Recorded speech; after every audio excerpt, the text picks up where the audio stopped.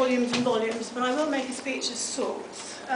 It's true, I did work for the BBC, and I wanted to do studio management. Unfortunately, my mother was a senior personnel officer with BBC Television, and BBC Television was barred to me. So I had to rethink. In those days, parents and children and wives and husbands weren't allowed to work together. So I had to think again about what I wanted to do. And one lunch I went into an agency on Oxford Street, and they said, what about the University of London? I said, what about the University of London? Anyway, I duly went along to Senate House, which was the real federal university. And it was like stepping into a bygone era. Fabulous building, but they were such a stuffy lot. Anyway, against all the odds, I became PA to the Clerk of the University Court, Hamish Stewart, and he supported Crystal Palace, Mark. Oh, well. And I was his youngest PA, I think, by about 100 years. And it was a very strange place because I was always called Miss Saint for the first 10 days, and then in the end I refused to answer to that. And in the end we got on extremely well, and it was a great place to work. Again, the only problem was that when we went to the court meetings, people like Hartley Shawcross and Peter Parker and Leslie Scarman were there. And one day Hartley Shawcross said to me, do you know Tom Saint? So I said, yes, he's my grandfather. And he said, oh, yes, we worked together on the War Damage Commission. So then it turned out everybody knew my grandfather. So eventually I quit there and ended up at UCL. And here I've been ever since. I arrived 2 days before Charles and Diana got married. And it kind of gets under your skin and so forth. It's a fabulous place to work. My favourite time in UCL is actually first thing, I mean, it's 7:30 in the morning when you come into the cloisters.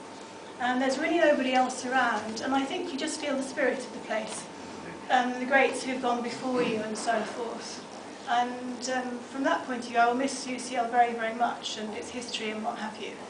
And as some of you probably know, my first love in college was Jeremy Bentham. Now, I know it's called necromancy, but he really did look out for me. And I'm sure Don will tell you, I looked after Jeremy on one occasion in his underwear. And I had him in, Don had gone away to Poland, and I put Jeremy in Don's office and put a notice on the door, please do not enter. So I wanted to make sure the cleaning staff stayed out. Well, in the end, Bob Wilson just needed to know what was in that office, so I said, go along and have a look. Well, he nearly croaked on the spot. He came back absolutely ashen, and he said, never, never, never will I ever trust you again. There's a lawyer in his presence. But the best one, I don't know if Steve Miller's here, if you ask Steve. Steve Miller then decided he needed to know what was in there, and by God, he can scream and run like a girl. But the tables were turned about 3 days later when I went into Jeremy in the morning to wish him, you know, a nice day and so forth. And a shudder went through the building, and Jeremy moved. Boy, can I scream like a girl. So that was that. When I was first here, James Lighthill was the provost. And he was a great guy, and he used to give really smashing admin Christmas parties and so forth. And Nancy, his wife, also came in, and she was a mathematician as well. And I remember at one of these Christmas parties in his office, I was sitting at his feet and we were talking, and he explained fluid dynamics to me.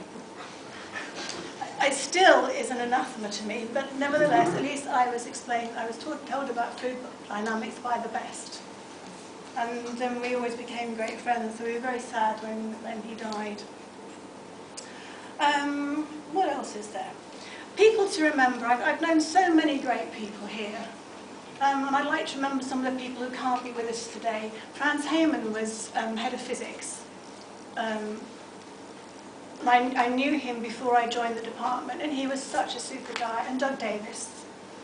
And then, of course, Bob Wilson. And people like Margaret, who Jonathan will remember very well because she was their group secretary at the time. She was fabulous, and she used to have some wonderful anecdotes about staff as well. like she reckoned most academics didn't have any juice actually running in their veins. Audrey, who was Doug and Franz's secretary, sadly, she died as well.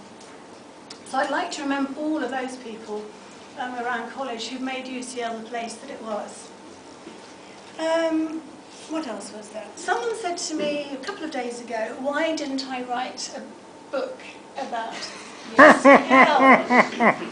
So because I licked my lips, and they said, you must have so much to tell. So I said, yes, it would have to be written in the style of Ginny Cooper. And they said, but academics aren't like that. I said, don't you believe it? So we have to think of all the people who might play various people. So I decided that my best mate, Mark, there's only one person who could play Mark, and that's Colin Firth. And he's like, well, this is it, we can always use mirrors. So I think that about winds it up. There are all sorts of anecdotes I could tell you, like the time when we set fire to the physics corridor with the wall of fire. But those were in the days when we had more fun than health and safety and things like that. And Brian and his horrible globs of gloop. And Dominic Hayes, one of the HEP group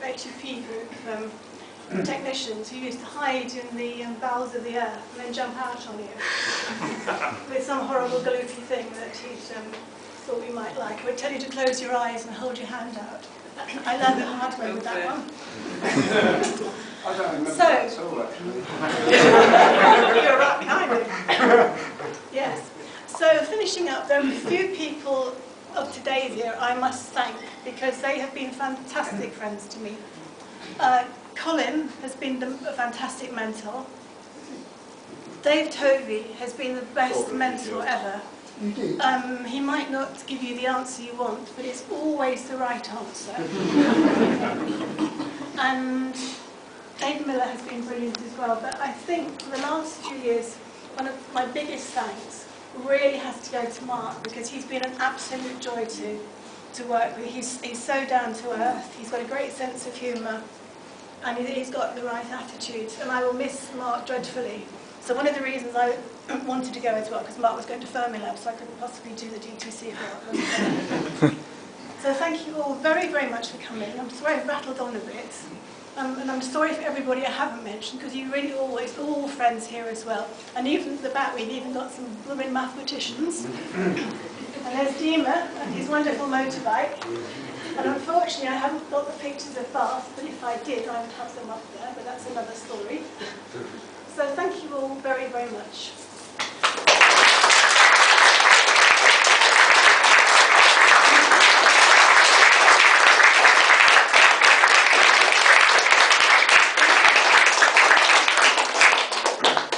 The only thing I would like to say about the Jeremy Bentham episode was I got a bit of a surprise because he was still there when I got back. But what really mortified me was that the student said he'd been far more sympathetic than I'd ever been. Right, food is through there.